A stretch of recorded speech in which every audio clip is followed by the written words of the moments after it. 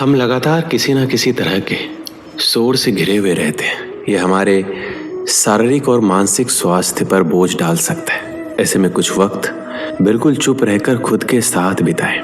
यह आपके स्वास्थ्य के लिए फायदेमंद है। क्या हम हर समय शोर शराबे के बीच नहीं रहते?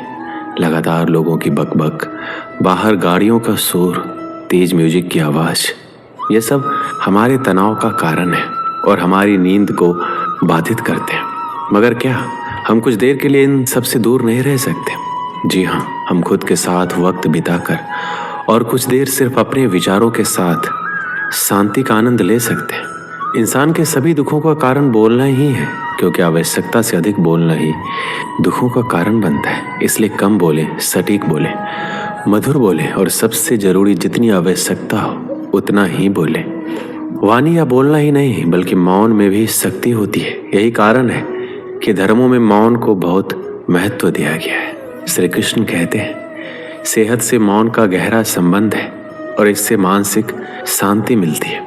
मौन से विचारों में एकाग्रता आती है और रचनात्मकता बढ़ती है। इसलिए जितने भी साधु संत या तपस्वी हुए, सबने मौन रहकर और ध्यान लगाकर ही संसार में गुट ज्ञानों को प्राप्त किया।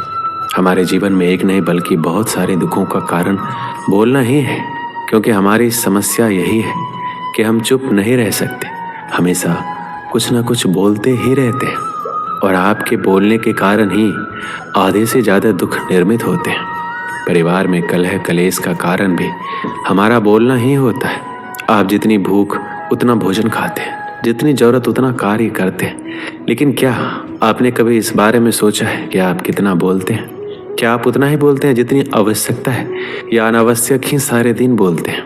इस बारे में अकेले कभी बैठकर जरूर सोचिए कि आज आपने दिन भर में कितना बोला, क्या बोला और सबसे जरूरी क्यों बोला। इनमें से कितनी बातें जरूरी थी, कितनी अनावश्यक। मनुष्य की प्रवृत्ति ऐसी है कि अपने मन में चल रही बातों को दूसरों को सुनाना चाहता है और दूसरा भी आपके साथ ठीक वही काम करता है। ये बातें किसी अन्य या तीसरे व्यक्ति से संबंधित हो तो सुनने सुनाने का काम और दिलचस्पी से होता है।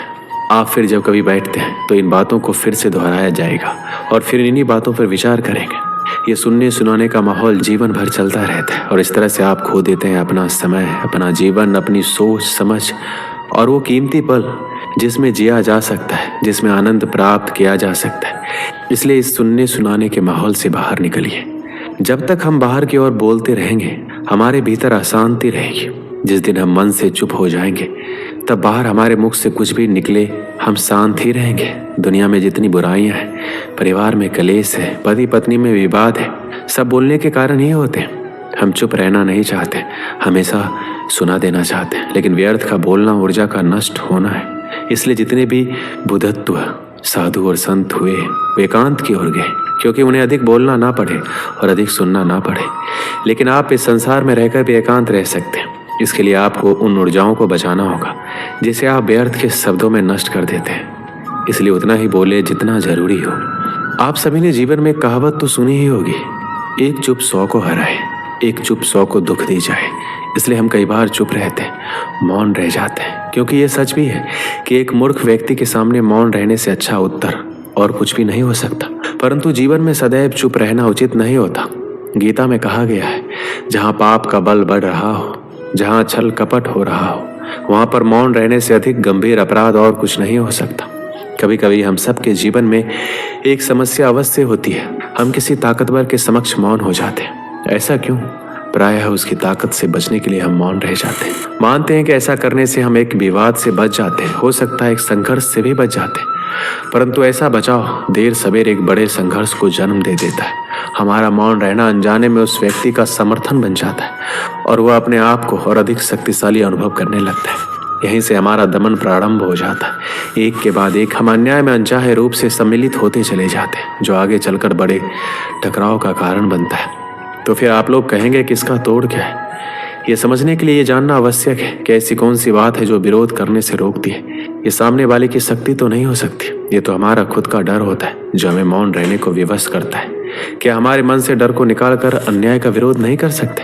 आखिर वह हमारा क्या और कितना बिगाड़ सकता है? जरा सोचिए, ऐसा करने से हमारा मन कितना मुक्त, कितना हल्का अनुभव करेगा। इतिहास साक्षी है कि पापियों की उदंडता ने संसार को उतनी हानि नहीं पहुंचाई जितनी कि सज्जनों के मौन ने पहुंचाई। यदि कोई मूर्ख बोल रहा है तो मौन रहना उचित है, परंतु यदि कहीं छल हो रहा है, अपराध हो रहा है, तो उठिए और विरोध कीजिए, क्योंकि आपके लिए ना सही आने वाली पीढ़ी के लिए ये मौन घातक सिद्ध हो सकता है। श्री कृष्ण ने कहा है कि इन 5 जगह पर हमेशा चुप रहना चाहिए। जब कोई आदमी आपके सामने किसी तीसरे आदमी की बुराई कर रहा हो, तब तुम्हें चुप रहकर बस सुनना चाहिए, अपनी राय व्यक्त नहीं करनी चाहिए, क्योंकि जो आज आपके सामने किसी तीसरे की बुराई कर रहा है, वह कल किसी और के सामने आपकी बुराई भी कर सकता है। यदि आपने कुछ कहा हो तो, यदि आपको किसी घटना या किसी विषय पर अधूरी जानकारी है, तो चुप रहना ही उत्तम है, क्योंकि अधूरा ज्ञान बड़ा घातक होता है और यह आपको हंसी का पात्र भी बना सकता है और या किसी मुसीबत में भी डाल सकता है। यदि आपको लग रहा है कि कोई व्यक्ति आपकी भावना, दुख या परेशानी को शब्दों में नहीं समझ पा रहा है या वह आपको ध्यान से नहीं सुन पा रहा है, तो ऐसे व्यक्ति के सामने चुप रहना ही ठीक है, क्योंकि ऐसे लोगों को आपकी भावना या दुख से कोई मतलब नहीं होता। ऐसे लोगों को अपना राज बताकर आप पछताएंगे ही। जब कोई अपना या कोई सगा संबंधी आप पर क्रोध कर रहा हो, आपका अपमान कर रहा हो या घृणास्पद शब्द कह रहा हो, तो आपको उस वक्त चुप रहना चाहिए, ताकि सामने वाले का गुस्सा पूरी तरह से बाहर निकल जाए। आप यदि सही हैं तो आप कतई माफ़ी ना मांगें और चुप रहकर सही समय का इंतजार करें। वह खुद ही आपसे माफ़ी मांग लेगा या उसे अपनी गलती का एहसास हो जाएगा। एक समय की बात है, एक गांव में एक सफल व्यापारी रहता था। उसके पास एक अच्छी बड़ी दुकान थी और आमदनी भी इतनी थी कि गांव में सबसे ज़्यादा अमीर वही था। हर आदमी उससे अच्छे से बात करता और वह लोगों की बहुत मदद भी करता था। वह दिन रात मेहनत और बाकी समय में पूजा पाठ भी करता, इसलिए बहुत से लोग इज्जत करते थे। पर उस व्यापारी की एक बुरी आदत थी, वह जल्दी गुस्से में आकर लोगों से भला बुरा कह देता था, जिससे गांव के बहुत से लोग उससे नाराज रहते। और जब वह नाराज लोगों को मनाने जाता तो वो लोग नहीं मानते, तो उसको और गुस्सा आ जाता। वह उसको और बुरा भला कह देता। फिर बाद में व्यापारी को बहुत बुरा लगता। एक बार गांव में एक बहुत ही ज्ञानी संत आए। कुछ ही दिनों में दूर दूर तक उनके ज्ञान के चर्चे होने लगे। यह बात व्यापारी तक पहुंची। वह दौड़कर संत से मिलने पहुंचा। व्यापारी ने संत की बहुत सेवा की और अपनी सारी समस्या बताई। संत ने व्यापारी से कहा, तुम बहुत सारे कागज के टुकड़े लो और पूरे गांव में फेंको, फिर मेरे पास आना। व्यापारी बिना सोचे समझे दिन भर कागज के छोटे छोटे टुकड़े पूरे गांव में फैला देता है और फिर संत के पास पहुंच जाता है। संत उस व्यापारी से कहते हैं, तुम्हारी समस्या का समाधान मिल गया है, बस तुमको एक काम करना है। तुम जाकर उन सभी कागज के टुकड़ों को इकट्ठा करके यहाँ ले आओ। अपनी समस्या का समाधान पाकर व्यापारी बिना कुछ सोचे समझे उन कागज के टुकड़ों को इकट्ठा करने पहुंच जाता है। बहुत देर कोशिश करने के बाद व्यापारी को यह समझ आता है कि यह काम करना तो नामुमकिन है। दौड़कर संत के पास जाता है और कहता है, आपने जो काम दिया है वो असंभव है, मैं चाहकर भी पूरा नहीं कर सकता। संत मुस्कुराते हैं और कहते हैं, बेटा मैं भी यही कहना चाहता हूँ, किसी को कहे अपशब्द वापस नहीं आ सकते, इसलिए हमेशा सोच समझ कर बोलना चाहिए। आज के बाद तुम ये बात अपने मन में अच्छे से बिठा लो, चाहे कुछ भी हो जाए तुमको किसी को अपशब्द नहीं बोलना है। संत से प्राप्त इस ज्ञान से व्यापारी की आंखें खुल जाती है। वह दोबारा कभी किसी को गुस्से में कुछ बोलने वाला रहता है तो उसको कागज के टुकड़ों का उदाहरण याद आ जाता है। इस कहानी से हमें क्या सीख मिलती है कि कितनी भी मुश्किल क्यों ना हो, हमें किसी को अपशब्द नहीं बोलने चाहिए, क्योंकि अपशब्द से हुए नुकसान की भरपाई करना संभव नहीं है और किसी को गलत शब्दों से ठेस नहीं पहुंचाना चाहिए। दोस्तों, इस वीडियो में बस इतना ही। मिलते हैं अगली वीडियो में। अपना ख्याल रखिएगा। जय श्री कृष्ण।